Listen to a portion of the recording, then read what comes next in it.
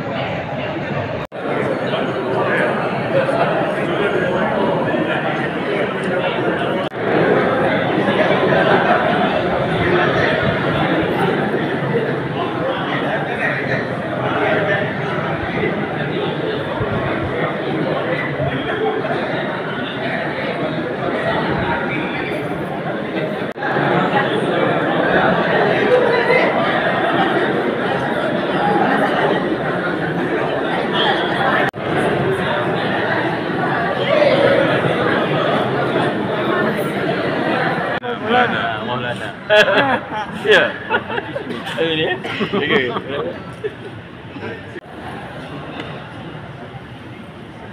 Dan malam orang.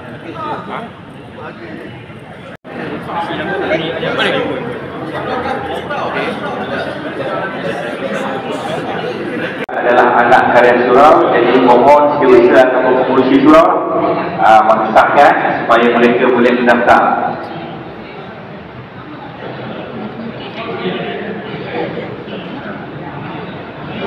Jadi pastikan yang untuk apa tanda buat lah. Faham tak ya? Ini korum dalam. Saya facilitate dah.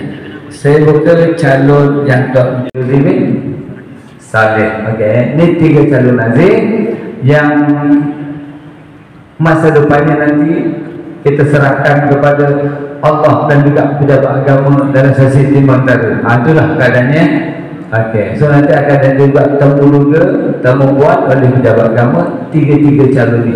Calon saja ada pun kena datang itu kerja pejabat agama. Ya? Okey, jelas ya? Ini calon nazir. Okey, terima kasih. Berdiri ambil tuan-tuan.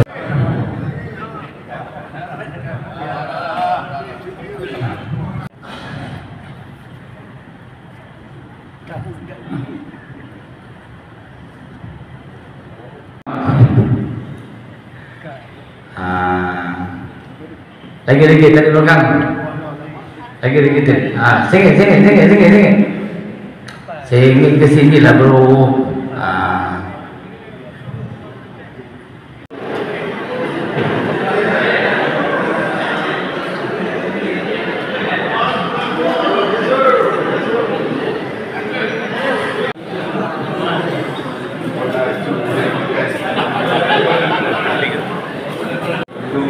Mana pengarah? Kau fikir di mana pengarah? Kejap gina, kejap Mekah, kejap. Oh.